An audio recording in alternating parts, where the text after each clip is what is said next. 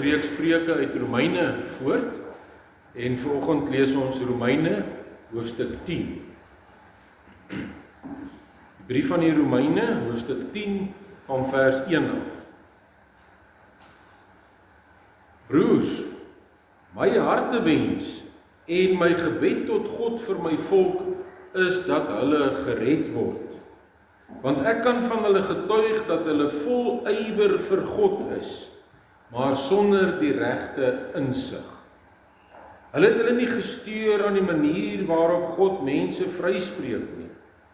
Hulle wil niks van God se manier van vryspraak weet nie.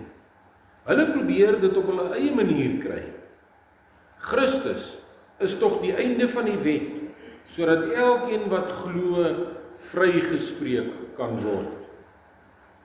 Moses skryf naamlik van die vryspraak op grond van die wetsonderhouding, dat die mens wat doen wat die wet beveel daardeur sal lewe. Maar van die vryspraak deur die geloof sê, moenie by jouself sê wie sal na die hemel toe opklim nie. Dit is om Christus af te bring. Of wie sal na die onderaardse diepte toe afdaal? Dit is om Christus uit die dood terug te bring. Nee, die skrif sê, naby jou is die woord, in jou mond en in jou hart. En hierdie woord is die boodskap van die geloof. En dit is wat ons verkondig.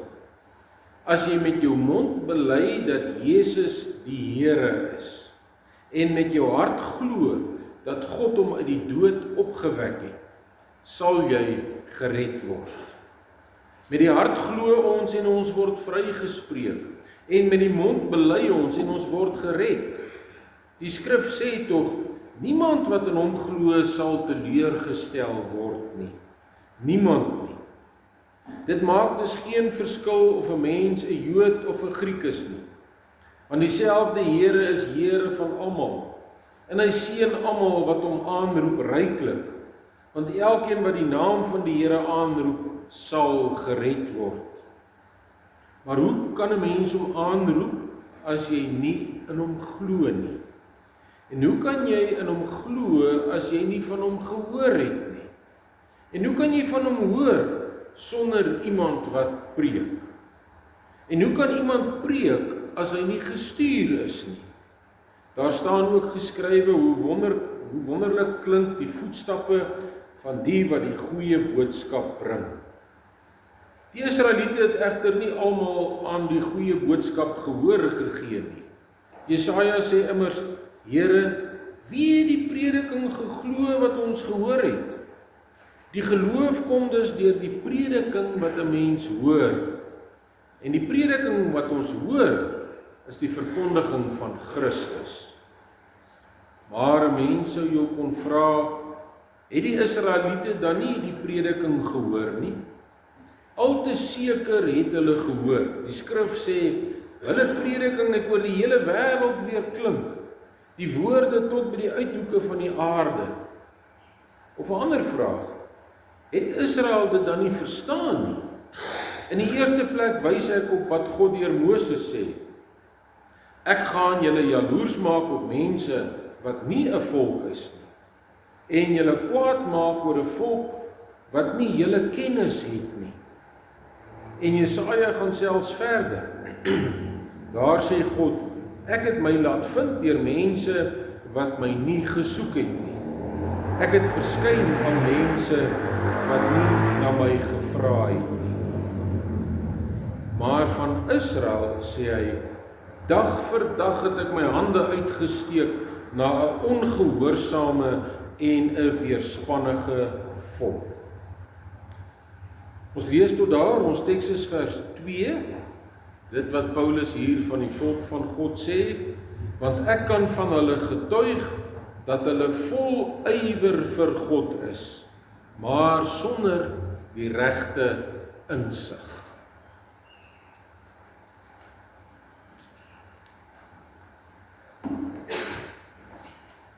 Liefdes in die Here, elkeen van ons het sekerlik al met mense te doen gekry wat baie ywerig is, maar wat geen insig het nie. So iemand wil graag deel wees van die projek, maar verbrou alles wat hy of sy doen. So het ons elkeen ook al met mense te doen gekry, wat die wêreldse kennis oor 'n saak het, maar wat geen ywer het nie. Hulle het al hierdie kennis, maar hulle doen niks daarmee nie. Want hulle het geen dryfkrag, geen motivering, geen ywer nie. 'n Ywerige dwaas sonder insig is seker een van die gevaarlikste goed op aarde. Omdat hy ywerig is, doen hy baie dinge en pak hy baie dinge aan en is hy betrokke by 'n groot klomp dinge, maar omdat hy 'n dwaas is, omdat hy geen insig het nie, doen hy meer skade as goed. Wat sê die Bybel hieroor? Die Bybel sê ywer is 'n goeie ding. Die Bybel is vol daarvan hoe belangrik dit is dat ons ywerig moet wees om God te dien. Dat ons die Here met entoesiasme en met oorgawe moet dien. Dat 'n gebrek aan ywer in diens van die Here 'n gevaarlig is wat flikker en wat sê dat daar 'n fout is met jou verhouding met God. Ja, die Bybel is vol aanmoedigings om ywerig te wees. Spreuke 23 vers 17 sê, wees altyd ywerig om die Here te dien. En Hebreërs 6 vers 11 sê, dit is ons vurige wens dat elkeen van julle end uit dieselfde ywer as vroeër aan die dag sal hê, totdat die dinge waarop julle hoop vervul is. En in Titus 2 vers 14 lees ons, Jesus het homself vir ons as offer gegee, om ons van ons ongeregtigheid vry te maak, en ons van sonde te reinig, sodat ons sy eie volk kan wees, wat ywerig is om die goeie te doen. Daar behoort dus eintlik nie iets te wees soos 'n gelowige sonder ywer nie. Gelowiges behoort per definisie ywerig te wees om die Here te dien. Ons teks waarsku ons egter teen ywer sonder insig. In Romeine 9 tot 11 skryf Paulus oor die Jode wat Jesus nie as verlosser aanvaar nie. En dan sê hy in ons teks, broers, my hartewens en my gebed tot God vir my volk is dat hulle gered word. Want ek kan van hulle getuig dat hulle vol ywer vir God is, maar sonder die regte kennis. Dit wil sê, sonder die regte insig. En van vers 3 af verduidelik hy wat hy bedoel met ywer sonder insig. Hulle het hulle nie gesteer aan die manier waarop God mense vryspreek nie. Hulle wil niks van God se manier van vryspraak weet nie. Hulle probeer dit op hulle eie manier verkry. Hulle is ywerig om die wet te onderhou, maar hulle wil Jesus nie as verlosser aanvaar nie. Daarom sê vers 4, Christus is tog die einde van die wet, sodat elkeen wat glo vrygespreek kan word. Die Jode het 'n passie gehad om gered te word, 'n ywer sonder weerga. Maar omdat hulle nie insig gehad het nie, omdat hulle nie die kennis van verlossing hulle eie wou maak nie, wou hulle niks van God se manier van vryspraak weet nie. Hulle het probeer om dit op hulle eie manier te verkry. Paulus self het ook eers in hierdie struik getrap. Maar nadat hy tot die regte insig gekom het, kan hy in Filippense 3 skryf. As iemand meen dat hy op uiterlike dinge kan vertrou, ek nog meer. Ek is op die 8ste dag besny, van geboorte Israeliet, uit die stam Benjamin, 'n egte Hebreër, in wetsopvatting was ek 'n Fariseer, in my ywer 'n vervolger van die kerk. In onderhouding van die wet van Moses om vryspraak te kry, onberispelik. Maar wat eers vir my 'n bate was, beskou ek nou as waardeloos ter wille van Christus. Ja, meer, ek beskou alles as waardeloos, want om Christus Jesus my Here te ken, oortref alles in waarde. Ter wille van hom het ek alles prys gegee en beskou ek dit as verwerplik, sodat ek Christus as enigste bate kan verkry en een met hom kan wees, vrygespreek, nie omdat ek die wet onderhou nie, maar omdat ek in Christus glo. Dit is die vryspraak wat God gee, omdat 'n mens in hom glo. Sonder hierdie insig, dat ons deur geloof alleen gered word, en nie deur ons sogenaamde goeie werke nie, kan ywer baie gevaarlik wees. Paulus sê in sy ywer, want was hy eens op 'n tyd 'n vervolger van die kerk. Eers later, nadat ons Here Jesus aan hom verskyn het hy die insig bygekry, dat hy homself nie deur sy ywer kon red nie, en dat 'n mens alleen deur geloof in Jesus Christus gered kan word. Vandag nog is die Jode 'n voorbeeld van mense met geweldige ywer, maar sonder die insig. Hulle doen geweldig moeite met hulle godsdiens en hulle wag nou al duisende jare getrou op die Messias, maar hy het al 20 eeue gelede gekom. En die Jode is nie die enigste voorbeeld van ywerige mense sonder insig nie. Dink maar aan die moslims, hoe toegewyd baie van hulle in hulle geloof is. Dat hulle bereid is om Vrydag, wanneer jy die meeste verkope kan doen, hulle winkel sluit om te gaan bid. Of wat selfs bereid is om hulle self met selfmoordbomme op te blaas en ander mense saam met hulle in hulle ywer vir hulle godsdiens. Of dink aan die Jehovah's getuies wat bereid is om van huis tot huis te loop en hulle dwaalleer te versprei. Of dink aan die Mormone wat sendelinge in Amerika eers leer om Afrikaans te praat voordat hulle hierheen stuur, en natuurlik ander tale in die wêreld ook. Dink maar aan die voorspoedskerke wat baie moeite doen met evangelisasie sodat hulle meer geld kan maak. Of dink maar aan die afgodsdienaars en die voorvader aanbidders wat getrou aan hulle gode of hulle voorouers offers bring. Selfs sommige gereformeerdes het ywer sonder insig en probeer in hulle ywer allerhande dinge doen om hulle self te red. Hulle is ywerig, maar sonder insig en daarom beur hulle al in die verkeerde rigting. Hulle is positief en werk hard en in hulle ywer is hulle 'n voorbeeld vir baie. Maar omdat insig ontbreek, doen hulle gewoonlik meer skade as goed.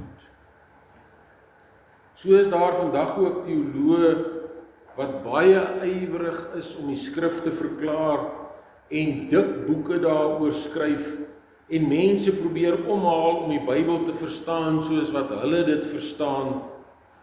Maar ongelukkig ontbreek die insig ook by baie van hulle. En dit terwyl die Bybel self baie duidelik in 2 Petrus 1 vers 20 sê, dit veral moet julle weet, geen profesie in die skrif kan op grond van eie insig reg uitgelê word. Om die skrif reg uit te lê het 'n mens die verligtende werk van die Heilige Gees in jou nodig. So al hierdie mense se ywer is vir ons 'n beskamende voorbeeld. Maar van hulle geld die woorde van Romeine 1 vers 21. Met hulle redenasies bereik hulle niks nie. En deur hulle gebrek aan insig, bly hulle in die duister. Ja, Spreuke 19 vers 2 sê, ywer sonder kennis deug nie. Mense met ywer sonder insig sal byvoorbeeld vandag nie meer vra, waar is 'n kerk wat die woord suiwer bedien, wat die sakramente suiwer bedien, wat die tug reg toepas nie? Dit is tog volgens ons belydenis die merktekens van die ware kerk. Suiwere bediening van die woord, suiwere sakramente bediening, suiwere tug toepassing. Nee, hulle sal eerder vra, waar is dit lekker? Waar sal ons dit geniet? Wat daardie kerk glo en leer en doen is nie belangrik nie. Dit moet net lekker wees daar. Geliefdes, dis natuurlik 'n gruwelike dwaling van ons tyd waarin ons leef, om reg en verkeerd met voordelig en nadelig te vervang. 'n Aangename ondervinding wat nie op die waarheid van God se woord rus nie, is gruwelike misleiding. Dit is ook 'n grove dwaling om God se eer op te offer vir mense se voorkeure. Kerk is immers nie 'n lekker sosiale klub waar mens vermaak moet word nie. Nee, die kerk is mense wat deur God uitverkies is om sy kinders te wees en wat daarom ook geroep is om hom met dankbaarheid te dien en te gehoorsaam en volgens sy voorskrifte te lewe. Ons mag nooit die waarheid van die evangelie opoffer om 'n aangename ondervinding te hê nie.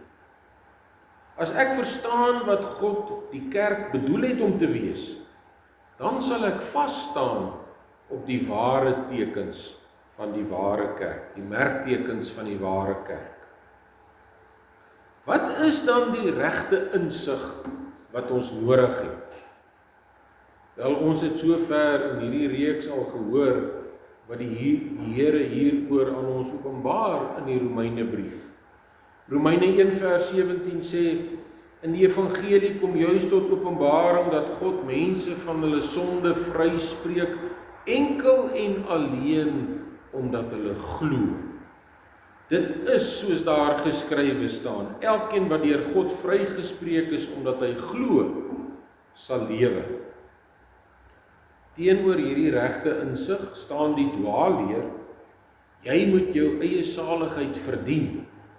Jy moet jou eie sondes tot niet maak deur jou goeie werke. Jy moet goed genoeg wees sodat God jou kan red. En daarom is daar vandag nog gelowiges wat dink, ek moet hierdie klomp goed doen om goed genoeg te wees sodat God my kan red.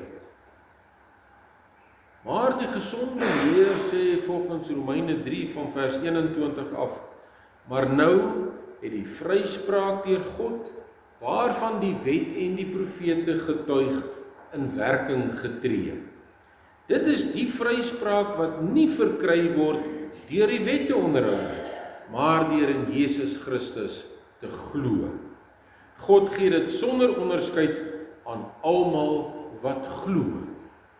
Almal het gesondig en het nie deel aan die heerlikheid van God nie, maar hulle word, sonder dat hulle dit verdien, op grond van sy genade, vrygespreek, vanweë die verlossing deur Jesus Christus. Dis die kern en die fundament van die evangelie, en daarom ook van die gereformeerde godsdiens. Dit is die regte insig. Dis om te glo dat ek enkel en alleen gered word, omdat Christus vir my sondes betaal het. Dis om te glo dat ek sonder enige verdienste van my kant af gered kan word. Ek kan dus niks van my kant af doen om gered te word nie, en ek hoef ook niks te doen nie. Dit is die insig wat God deur sy woord en sy gees vir sy kinders gee. Maar geliefdes, al het ons hierdie insig, maar ons het geen ywer nie, dan is dit ook nutteloos. Teenoor die regte insig staan ook die dwaalleer. Jesus Christus het vir my sondes betaal en nou is ek gered. Niks hoef regtig te verander aan my manier van lewe, my manier van dink, my manier van dinge doen nie. As dit jou gesindheid is jy 'n rusbank Christen. Daarom, ywer sonder insig is gevaarlik. En insig sonder ywer is nutteloos. Die regte insig dat redding net deur geloof in Jesus Christus kom, dat dit net deur God se genade kom, hierdie verlossing, maak 'n mens dankbaar en maak 'n mens ywerig om God met oorgawe te dien. Veel mense het ongelukkig die regte kennis, maar die kennis maak hulle nie ywerig nie. Sulke mense sê hulle is Christene, maar hulle leef nog steeds net vir hulle self en bewys geen liefde nie. Nie, ons geloof moet tog uitgeleef word. Iemand wat besef dat hy deur Jesus se genade gered is, sy lewe word daardeur verander. Hy doen nou ywerig goeie werke, nie om gered te word nie, maar hy dankbaarheid daarvoor dat hy gered is. En met goeie werke word bedoel om in gehoorsaamheid aan God te lewe. Dis om die 10 gebooie te onderhou.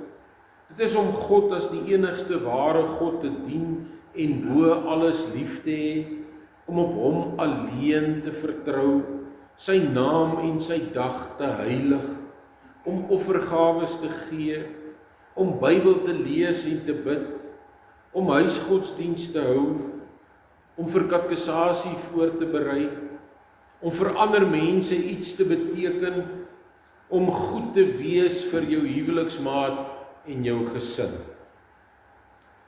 Deur God se groot genade is ons deur Christus gered. Daar's niks wat ons daartoe kon bydra nie. Maar dit is ook nog net die helfte van die waarheid. Ons word ook deur sy Gees nuut gemaak. So nuut dat ons ywerig is om 'n dankbare lewe te lei. Dat ons ywerig is om God met ons hele lewe te verheerlik. Dat ons onsself ywerig aan hom wil gee as lewende en heilige offers wat vir hom aanneemlik is. Hierdie dankbaarheid maak dat ons ook ywerig is om die gawes wat die Here aan ons gegee het in sy kerk te gebruik. Baie mense weet, 'n mens word nie deur sy eie verdienste gered nie, maar deur Christus. Maar dit het geen invloed op hulle lewens nie. Hulle leef nie ywerig as nuutgemaakte mense nie. Hierdie evangelie verander nie hulle hart en hulle verstand en hulle lewe nie. Dit maak hulle nie ywerig in God se diens nie. En daarom ontbreek die dankbaarheid en die blydskap en die vreugde by hulle. Liefdes, ons het dus die regte insig nodig. Spreuke 2 sê, roep insig by, vra na gesonde begrip, soek dit soos jy silwer sou soek, spoor dit op soos 'n verborge skat, dan sal jy weet hoe om die Here te dien, sal jy ontdek wat dit is om God te ken. Ja, as almal maar net so hard na insig in die woord van God gestreef het, as wat ons na sukses in ons beroepe streef, of na gemak in ons aftrede, dan sou ons almal geweet het hoe om die Here te dien, en sou almal ontdek het wat dit is om God te ken. Dus dit is baie belangrik dat ons ywer en insig nodig het. Ywer en insig loop hand aan hand. Ywer en insig is soos vinkel en koljander, die een kan nie sonder die ander. Ywer sonder insig is uiters gevaarlik, en insig sonder ywer is nutteloos. Ywer moet voortvloei uit die regte insig. Met ander woorde, as ek die ware geloof het, sal dit lei tot vrugte van dankbaarheid. As ek waarlik insig in God se verlossingsplan het, sal dit lei tot dankbare ywer in sy diens. Dit kan nie anders nie. Dit is onmoontlik dat dit nie sal gebeur nie. Maar die insig kom voor die ywer. Die insig bepaal die ywer en stuur die ywer. Die ywer volg op die regte insig. Belangrike vraag is dus, waar kry ek die insig wat ek nodig het, sodat ek ook ywerig kan wees in my diens aan God? Geliefdes, 'n mens kan dit net van God kry. In Markus 4 sê Jesus vir die mense by hom, aan julle is die insig in die geheim van die koninkryk van God gegee. Maar vir die wat daar buite is, bly alles net by gelykenisse. En in 2 Timoteus 7 staan daar, dink na, 2 Timoteus 2 vers 7, dink na oor wat ek sê, die Here sal jou insig gee om alles te verstaan. Paulus sê aan die gelowiges in Kolossense 2 van vers 2 af, hulle moet met liefde aan mekaar verbind wees en saam strewe na diep en volledige insig, sodat hulle God se geheimenis kan ken. Hierdie geheimenis is Christus, en in hom is al die verborgde skatte van wysheid en kennis te vind. Insig is dus iets waarna ek moet streef, en dit bring my altyd by Christus uit. En dit is net God se genade, dat hy hierdie insig aan my gee. Insig in God se woord is iets wat aan jou gegee word deur God. Hy gee dit aan jou deur sy gees. Daarom moet ek dit ook van hom vra. Soos die digter in Psalm 119 vers 34. Gee my insig, dat ek u wet kan gehoorsaam en dit met my hele hart kan onderhou. En iemand wat insig van God gekry het, sy hele manier van lewe word daardeur bepaal. Hy verstaan byvoorbeeld wat Jesus bedoel as hy sê, wat help dit om die hele wêreld as wins te verkry, maar aan jou siel skade te ly. Met ander woorde, geestelike groei en welstand is baie belangriker as finansiële groei en welstand. As jy die insig gekry het wat God deur sy gees gee, dan sal jy dit verstaan. Daarom, wat kan belangriker wees as jou verhouding met God? Wat kan belangriker wees as sy koninkryk? Ons moet dus die insig hê om ons ywer in die regte rigting te stuur. Ek moet eers besin oor wat ek met my lewe wil maak. Wil ek my afsloof en 'n fortuin maak?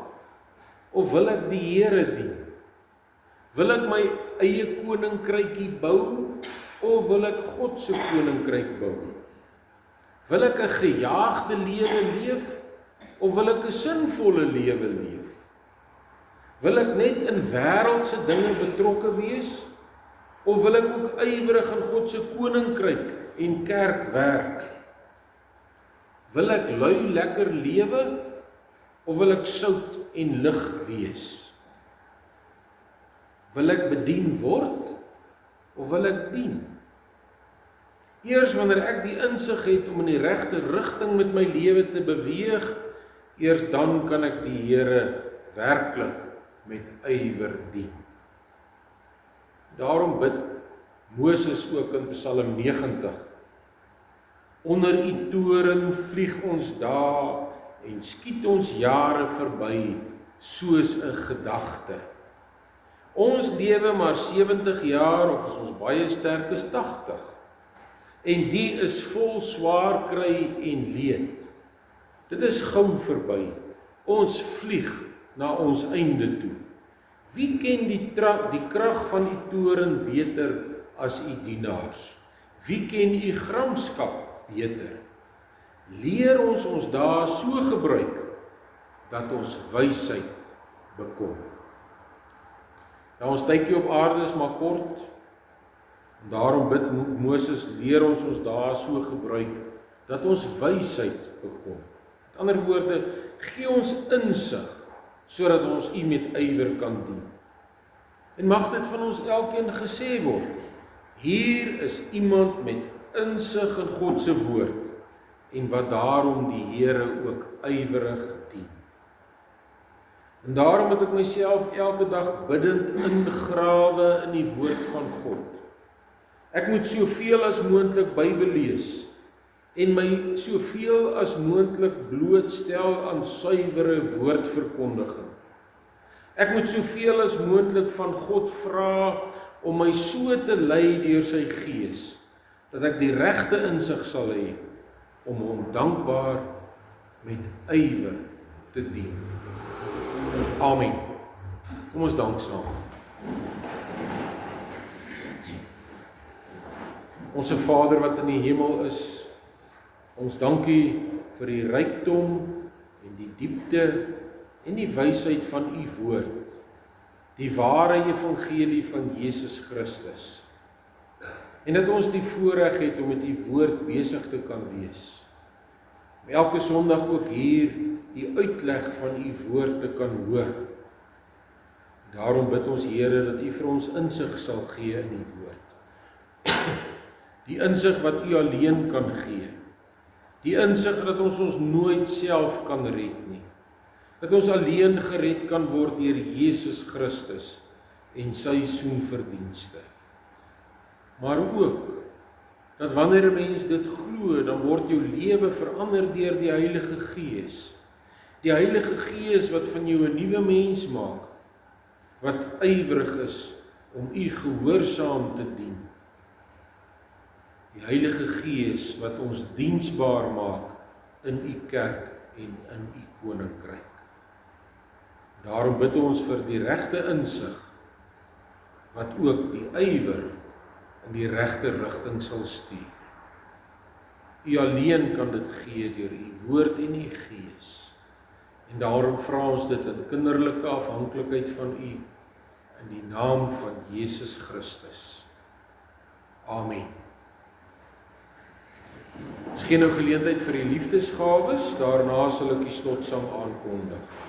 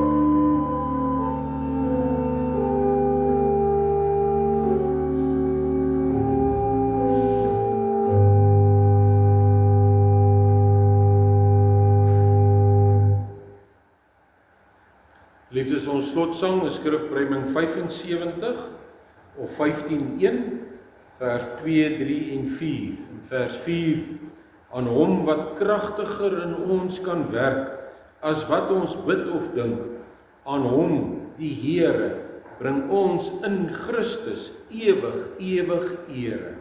Amen. Aan hom die ere in die kerk. Skrifpreming 75 of 15:1, vers 2, 3 en 4, dan bly ons staan vir die seën van die Here.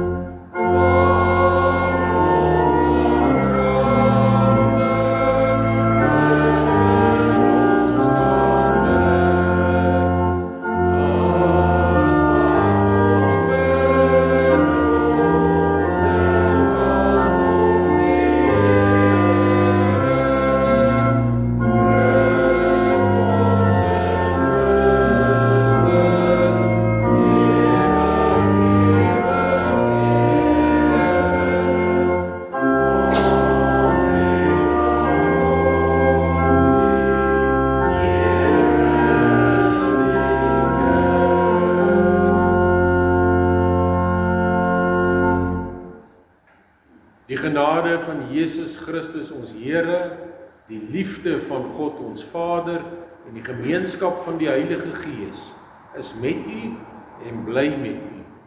Amen.